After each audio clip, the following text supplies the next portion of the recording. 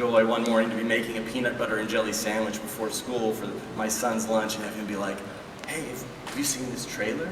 And show me footage from Transformers 1. So tell me about telling an origin story, Lorenzo, but one that opens it up to a new generation of fans. Well, the origin story, first of all, is incredibly rich, and it's something that we thought about for a very long time because it is such a great story. If we tried to do this live action, it probably cost $500 million. So we were forced into animation, but the result is so spectacular in terms of somebody who's worked on every one of the movies. What has been tricky is, if you think about this in live action, every time a robot talks, it costs a lot of money. It's not any, in animation, you can have them really build out their characters. So one of the things I'm looking forward to hearing from everybody after they see the movie is, you're really going to get to know the robots in a way that nothing has been able to do before. Not the TV show, partly because of our length, but also because we can, it's all about them, there's no human characters.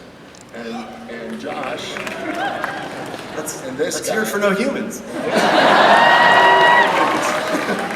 Yes, damn you humans.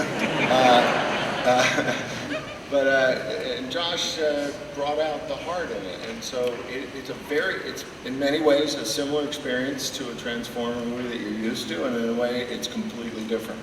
And so I think everybody's going to see the world in a different way now. And for me, I think for all of us, one of the hardest things about this movie was, you know Optimus and Megatron so well, but we're dealing with Orion Pax and D16. And Optimus and Megatron's personalities kept infiltrating Orion Pax too early in the story. So that was one of the hardest things, was going, no, these actually guys are different. And then, but still plant the seeds that gets you to the characters that you love. Well, Josh, tell us about that. You've got experience bringing soulfulness to inanimate objects like toys, but you've got these characters that everybody knows as enemies, and you know, in some of the footage we'll see, it's clear that this isn't Optimus and Megatron when they're first pals. So what was it? What was your connection to this Transformers world to start? But also, what did you want to do with, in terms of reintroducing these sort of familiar figures? First of all, hi Hall H. Holy crap. I've sat in these seats so many years, so it's so weird to be up here. So I loved the G1 cartoon growing up. I was obsessed with Saturday morning cartoons, scraping the top of my roof of my mouth on Captain Crunch almost every Saturday morning. But Transformers got me into animation. I wanted to be an animator because of Transformers and all those cartoons. So, getting to your question, the thing that got me really excited about this idea was that it's characters that we know as enemies, but seeing them, how they became enemies, was fascinating me. The first thing I read in the script, I said, oh, this is completely different. I've never seen this before. I've never seen this in any kind of version of Transformers. So it was something that engaged me immediately. And also, my emotional connection to it is that my brother and I grew up together, very similar ages, and we loved all the same stuff. He became, became a director and animator, and he became a homicide detective. And so we had two kind of different outlooks on life, and I was like, oh, that's the connection that Orion Pax and D16, that's what's going to cause them to kind of separate. No. Plus, Josh was really happy not to work with movie stars. You know. All these unknown actors we have. Well, what was some of the lore that existed that you could pick from and keep?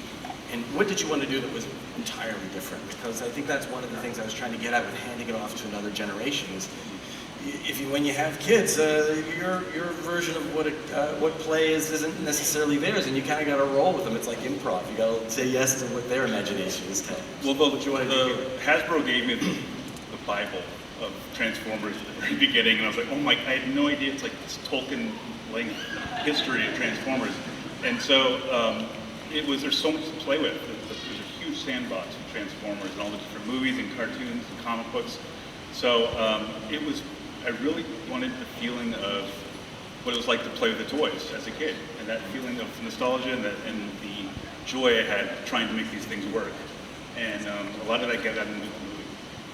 Now, we have a first clip to show, and part of that lore, I think, was this race that we're going to see. Can you tell us what this sequence is, where it comes from? So at the beginning of the movie, we see the Icon 5000, which is like basically the Olympics on Cybertron. And because we're seeing Cybertron when everything's going great, we wanted to really show what the society looks like what's fun on this planet. And so we have this race. Orion Pax wants to enter it, D16 does not. And just to set this up, Orion has led him to the perfect place to watch this race, which is right above the start line. Let's run the first clip from Transformers 1. That's a nice touch. When we watch the old G1 cartoons, like on streaming, I have to explain to my son, they had to tell you when the show ended and the toy commercials began with those little interstitials. But I guess my question, Lorenzo, is, really, you didn't think you could do that in live action? All practical effects? Oh, we could do anything. That was a very cheap scene. Obviously, we saw Brian Tyree Henry and Chris Hemsworth there as Orion Pax and D16, but we also heard Sentinel Prime. Tell us, who's Sentinel Prime? Jon Hamm plays Sentinel Prime. He's amazing, incredible. What kind of guidance do you give Don Draper to play Sentinel Prime? I just watch him.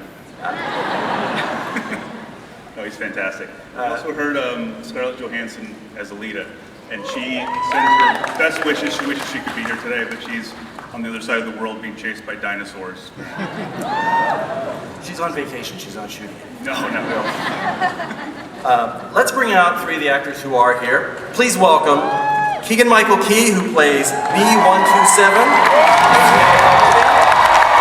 Brian Tyree Henry, who is D16, later known as Megatron. And Chris Hemsworth as Peaceful Orion Pax. The Optimus Prime.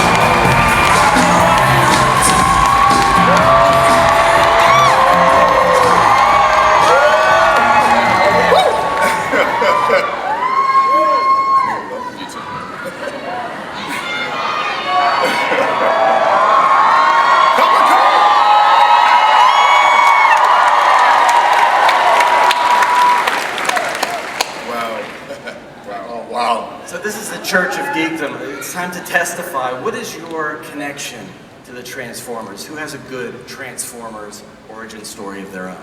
Anthony, my story is very much like yours. Coming home from school, pleading with my mother, like, please, can I will do the homework. I promise I will do the homework. Turn off the stoves. Turn off the stoves. Let me please watch the show.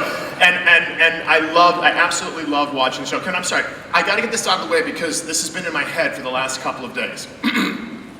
Transformers, more than meets the... Now, okay, that's what I wanted. Now, do you guys know this part? Autobots wage their battle to destroy the evil forces of the Decepticons. Right? You don't really know this whole They know it, right? Well, that's good. Okay, so now we know who's over 40. Right. Robots. I used to try. It's funny. There's a thing in the movie. There's a thing I do with my voice in the movie, and it's inspired by what I did earlier in my year because there was one Transformer named Soundwave. And Soundwave, right? And Soundwave has a voice that's different than everybody else's voice. He has that kind of robot voice. And I used to always try to make that robot voice. And so that's... Very monotone. Yeah, like that monotone, yeah, that kind of like an actual robot voice. So, yeah, I love Soundwave. Made him a little scarier because... Yeah, it made him very ominous, yeah. So Brian and Chris, how about you guys? What was your favorite of these characters when you were kids? You know, it's really funny. They asked me this the other day, and I was a fan of this very underrated Transformer named Ratchet. And I was like... It's the Doctor. Yeah, right. But also really curmudgeonly and mean, and I was like, is that where the term Ratchet came from? I was like, oh, it makes sense now. And that was the one I was the most fascinated by. But also, for some reason, when I was younger, my parents only got me villain toys. They saw something. I don't know how I truly feel about that. But yeah, I used to have Skeletor and like, but I had Megatron and like I would always make them the hero. So like, because I always feel like villains don't always start that way. Like something happens, a turn of events happens, and they follow their righteousness to this place. So being able to actually be Megatron is like a dream come true, and to do it with these two, like that was a big reason why I signed on. And Josh. So like, but I was a villain kid toy. That was like I was the villain kid all the time. Keep an eye on you. It's good. Yeah, you should. Yeah. You should keep an eye. Chris, the lore around you is that you grew up in the outback in the wild, raised by animals.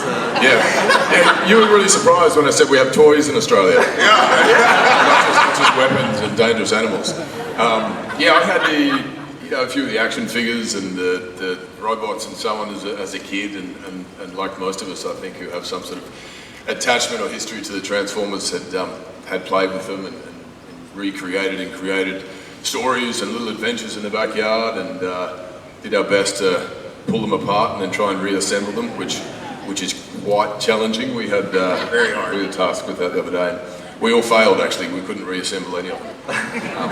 But yeah, the sort of, the reminder or the nostalgia around it was something that I still, hold so dear into my heart, and there's such fond memories that I have of what these films inspired, or the cartoons, the stories, what they represented, instilled sort of hope and justice, injustice, right, wrong, and all the sort of the subtle lessons as a kid that you're tuning into or picking up, but the sheer escapism too and the fantasy of it, at any age, I find is just so captivating, and what is so brilliant about the world of Transformers. So it's certainly an honour to be a part of it. We saw a little bit. Let's hear for that. We saw a little bit of D16 and Orion's relationship in that clip. They get each other in trouble. They're obviously friends. They're brobots. Oh wow! Right off the top. Trademark. Wow. Trying to avoid that term in making this movie. Did you really? Yes. Sorry. And then I just drop it out there. But they're friends. They're not. There's no hint of any animosity. So tell me about how they start versus how your performance changes as it goes along. Well, Chris and I thought it was important for us to spend several months together to figure out what that friendship was. Yep. So which was great. we got bunk beds. Yeah, that was really great. A few sleepovers, like the action figures. All of that. It was wonderful. I think that was, for both of us, sort of the appeal was, again, the origin story, which we keep talking about, and unlocking the history or creating the history around the fact that they were friends. They started off as friends, and how do two best friends become mortal enemies. And look, the way sort of animation works is different to a film set where you're on a set with one another and you're interacting and you're seeing what the other person's doing in the moment. We would individually shoot our scenes, and then luckily enough we would get to see what each other had done, and that would really influence my performance anyway, to see the sort of fantastic things that you were throwing into the character, and then that would make me alter my version of it, and it was the first time I'd done animation, and really exciting to see it all the pieces come together. And I really sort of, to Josh, what an incredible job to assemble those pieces, because you sort of hand it off and hope that it ends up in the right place. But we had a beautiful script, and it was a sort of a fun sort of relationship to work on. The performance itself changes, the way you voice these characters from the beginning to the end. Can you walk me through a little of the evolution? Because they actually sound a lot alike at the beginning. The way they talk, they're like friends. If you meet people who've been friends for a long time, they kind of seem similar. They seem like brothers. When we started, we knew that we were starting, at the very beginning of these young bots discovering each other, discovering a friendship. So we knew that there had to be a little bit more of a youthfulness, something very close to, I think, to who we are. And I know for me with D16, I wanted to make sure that you could hear kind of the precociousness, and you could hear that there was like levity, and that he, and once he teamed up with Orion, it was all bets off, like just the joy that came out of him, the camaraderie that came out of him, so that when you went on the journey and actually saw him turn, you could actually feel all of that. You could feel the weight. And I think that's just something that I like to do, especially in animation. I know when I did Spider-Man, I really wanted to make people feel, thank you. It's a little film, Spider-Man. But I wanted that, I always try to find the heart, right? Like no matter what, just because it's animation doesn't mean that these lives are any less important or that they don't have emotions or range. So I just wanted to make sure that the viewer always felt like they were brought into, you know, the trajectory that these characters are going through. So with D16, you know, we all know that he ultimately becomes Megatron, but I also wanted people to walk away feeling for him and understanding, like, oh, okay, we get it. We absolutely get that the world that he saw was very disillusioned and like he wanted to just, I don't know, make things better in his mind. So I just wanted to show that kind of evolution of where he started, so therefore once Megatron happened, they're like, oh, damn, you know, like, yeah, there's no turning back now. Well, I mean, it's a fantasy story, obviously, but there's something real in it.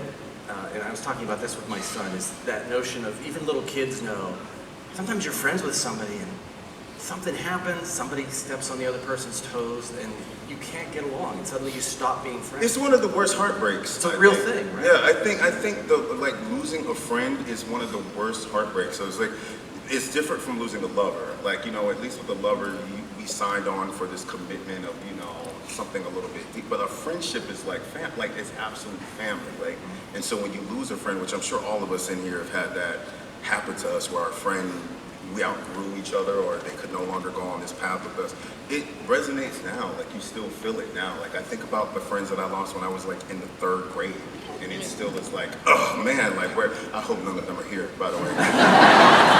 Let's bring them out right now. Like, oh god! All of Brian's ex-friends. All my ex-friends. But no, it's true, like just the loss of friendship is something that I think all of us can understand, but also just the idea of friendship is something that we all cherish. So like to actually see that these two iconic characters actually had a friendship and actually lost it, like to see what that was, you know, it is heartbreaking. Keegan, your character comes in, he's a sort of proto-Bumblebee, he doesn't go by Bumblebee yet. Right. But he's an example of when you have two really tight friends and then suddenly there's a third person there who's very eager. Tell us about B127. Eager is definitely a word I would use to describe B127. I think what he does is he spends a good deal of time, instead of kind of admiring them and observing them, he really is like a metal wedge. He's really trying to get in there, and he's like, he really insists that the 3 of us are going to be a trio now. It's really going to be a trio, and they're just like, take it easy, and so that dynamic, I think, lends itself to a lot of comedy, and there's all range of emotions in this picture. There's lots of levity, but there's lots of deep heartfelt moments, and so yeah, it's interesting being the third wheel and trying to be like, no, but it's a tricycle. We're a tricycle. I don't care which wheel I am. I just want to be one of the wheels. I'll be one of the back wheels. I don't care. But so yeah, it was a fun dynamic to play. Bumblebee is usually silent in the movies we've seen, or he's voiced by little clips of radio broadcasts. Tell me about changing that up, Josh. Making him actually the opposite, a motor mouth. Yeah, you're going to give arts to everybody. What's the best art to somebody who can't speak? Like, let him speak a lot. And if there's anybody in the world I want to hear read the phone book, it's this guy right here. Like, everything he says is hilarious. So he was when we worked together before on Toy Story 4, and so I called him and said, please. And he said, yeah. So I'm in. And then I talked for like 3 straight minutes. I think also this story is essentially 3 billion years before anything we've done. So B hasn't lost his voice yet. Yeah. That's right, yeah. Still has a lot to say. Laurence, was it a risk to change up that sort of factor that you've spent many movies establishing with Bumblebee? I think a little bit, but it did, this idea of being 3 billion years before, it did free us from... It's a long time, there's a lot of room. You know, to some extent, we absolutely pay homage to all the things you guys have all seen, whether it's in TV or film, but at the same time, it gave you the freedom to do something really brand new. And I think that's the exciting news for this, is you're gonna see the things you love, and then you're gonna see them in a way you've never seen them before. And that really made this an incredible process for all of us, because you know, we all have certain built-in biases and feelings about what it is, but here we are. We got a whole new group of people, but I did want to say that, you know, Scarlett thinks she's the third wheel of the tricycle. Oh yeah, and I know. Scarlett and I, we're battling for third wheel, yeah. You turn this thing into a buggy, a four-wheeler. Four-wheeler, yeah. Adding more wheels. And then it just so we transformed from a tricycle into a buggy. So Good thing. I tried to make that sound as many times as I could in the movie, and I don't know if it meant anyone. And in life. I did Do it. You do it. Yeah. Yeah. There is an aspect to B-127 that is a throwback to the original Bumblebee. Yes. I always felt that he was like the kid on the Transformers. I did too. In that original Transformers, he was maybe not as he's not as talkative in the original one as this, but there is this childlike quality about him where he's just like, "Golly gee, big brother," and following everybody. One more around. time. One more time. He's like what? "Golly gee, big brother."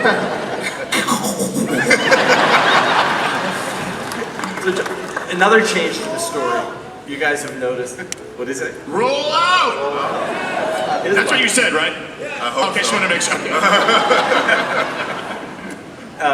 If you guys have noticed from the footage we've shown so far, there's like a cavity in the character's chest. Josh, tell us what's missing there. And this is a new piece of lore that you guys. Yeah, and this was something that was in the original script that I first read, and I went, wait, what? This is I've never seen this before. Which is that they're missing the transformation cog, their T cog, the thing that allows them to transform. There's a whole generation of Transformers that were born without it. And so I was fascinated by that and to see like, how is this going to play out? So that was something that was stated. We have a clip for that. Let's watch it. Ooh. Do the sound. Wow.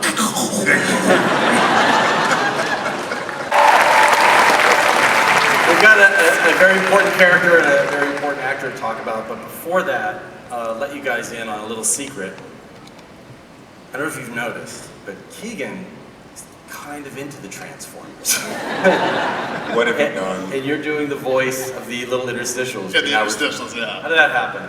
We did it during ADR, right? It was after we were doing ADR. We were recording after the initial records, and Josh was like, I think they want you to do this little interstitial thing, and I jumped at the chance. I was like, yeah, so I could do my announcer voice. And now we return back to the panel. And so anytime you get to do announcer voice, you know what I mean? Yeah, you gotta do that. Yeah, it was a dream come true. Yeah. So Josh, tell us about Alpha Trion. Laurence frickin' Fishburne. He's obviously been through some things. He's not looking his best there, but tell us who this character is. A lot of people probably know who he is, some might not. He's one of the original primes that is, I don't want to say too much. Don't want to say really, no, but like an elder statesman of this world. Right? yes, and he sends them on, yeah. I don't know. I'll just say that working with him was phenomenal. Just absolutely phenomenal. And his voice is so powerful, as you can tell. This cast is insane. This entire cast is insane. It's funny, he's a little bit, again, like Morpheus, he explains the world to us. He is kind of like an Obi-Wan Yep. figure, yeah. Lorenzo has a history with him with The Matrix. Lorenzo was the executive who brought us The Matrix, so we'd be grateful for that. Were you instrumental in bringing him into this? I was definitely the first one to reach out. We obviously had a conversation about it, and he was immediately like, it'd be great, because that voice he has, you know, it's just so rich, and it carries command and wisdom. And Alpha Trion's a character who is sort of the keeper of wisdom. Exactly. And so he just fit the character, and you know, when we were putting him together, our ideal list, he was the first one, and we were both like, Oh, and his voice is great because even just saying anything. Literally, like he could read the instructions off a cake mix. Right. Sounds really serious. You hand me that bottle Wait. of water. You're like, yes, yes, sir. Another new thing in this film is that Transformers were not, comedy was not always their forte. You know, other characters did that. But you have a very stoic figure like Orion Pax, later Optimus Prime, Megatron, same thing, very heavy dude. But I was thinking, like, that's kind of what Thor was too, wasn't he, Chris? Like a heavy guy who gets to do some. Do you see any parallels between the God of Thunder and playing comedy as Optimus Prime? Yeah, look, it was, firstly, just, what Peter Cullen has done with the character is so incredible. Iconic, and the thing that, is equally as inspiring is also terrifying when trying to play the character. But the goal was never to mimic or either sound like Peter Cullen. This was the brash, young, cocky version of Orion Pax or Optimus Prime, and it was before he had become the all-knowing, omnipresent figure that is so brilliant to what we've become to know and love. So the sort of youthfulness and the banter and the humour was really important. There was a sort of an eagerness and an enthusiasm between both the characters, slightly idealistic, and they sort of had larger hopes and dreams for what they could become. And that was, I found, also helped ground the story. To sort of to begin the characters as we know them would have been, again, mimicking something, would have felt too similar to what we've seen. So it felt it was an original sort of story there the first time I read the script, which I was incredibly excited about, and we had a lot of fun with. But there's something about characters who are trying to be their best. There is a little falling off a cliff, literally. Yeah. Something funny about that. It's like a Butch and Sundance thing.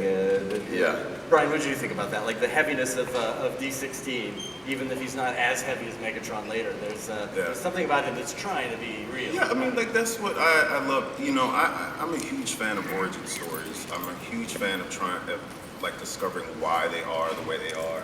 And what we got to do in this one was really have a sense of play. Usually when we see the Transformers, it's like war, and everything is already like ready to go.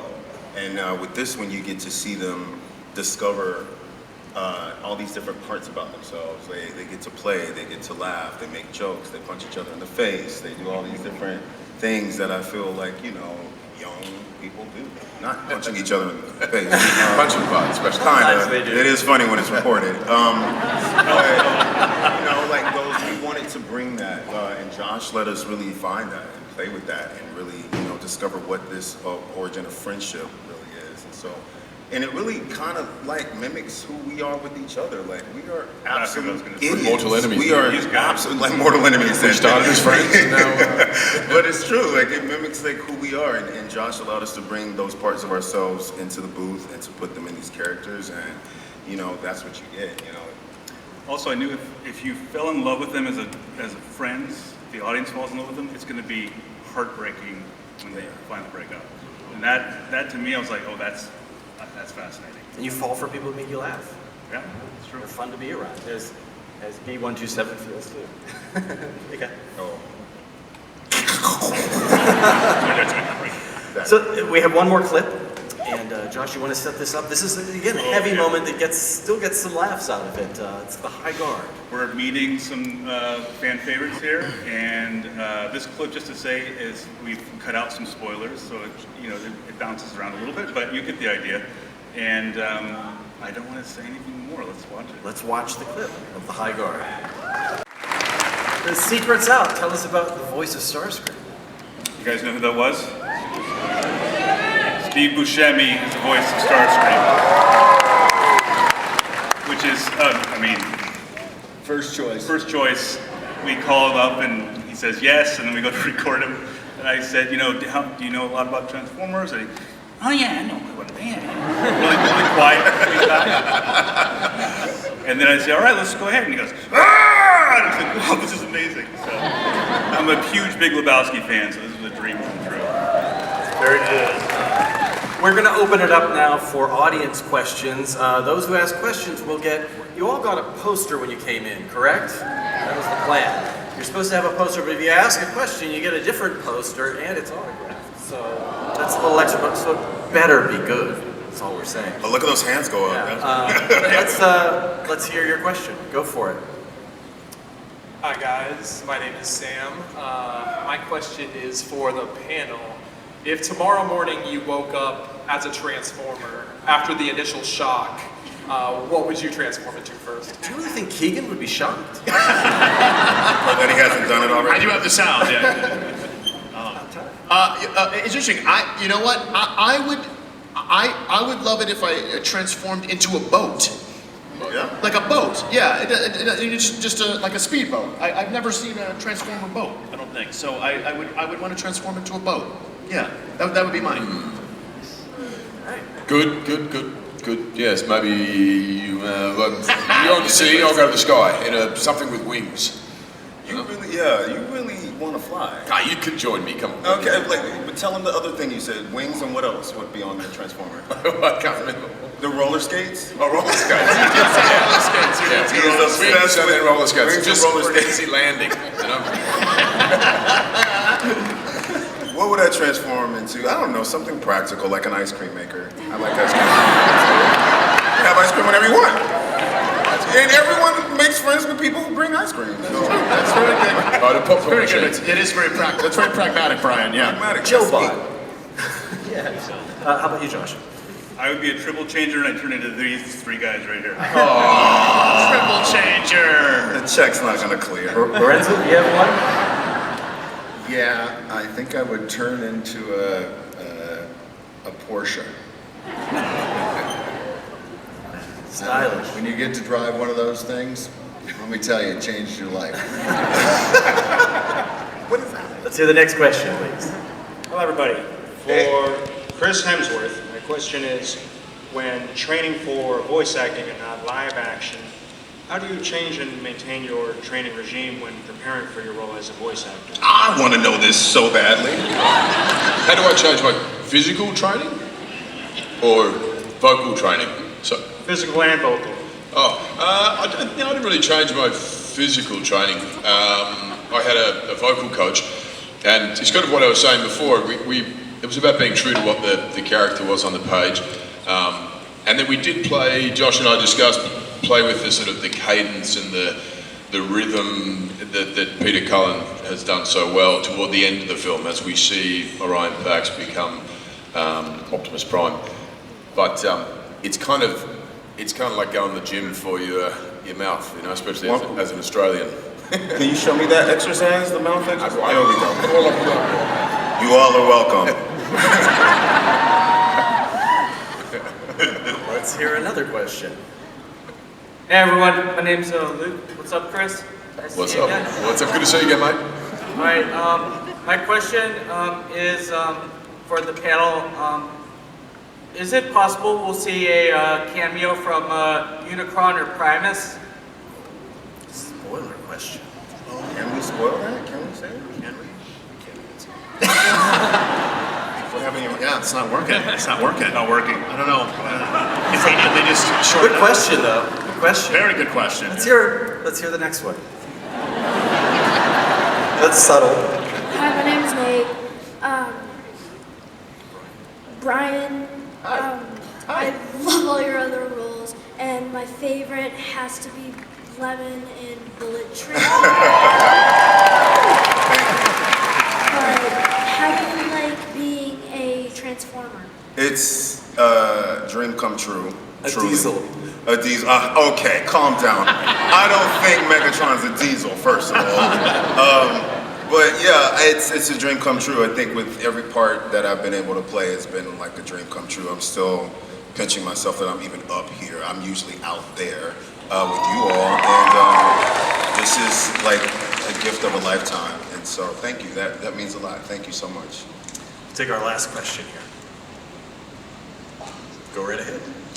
Keegan and I guess Chris. Brian. I guess. That is a phrase that has never been uttered.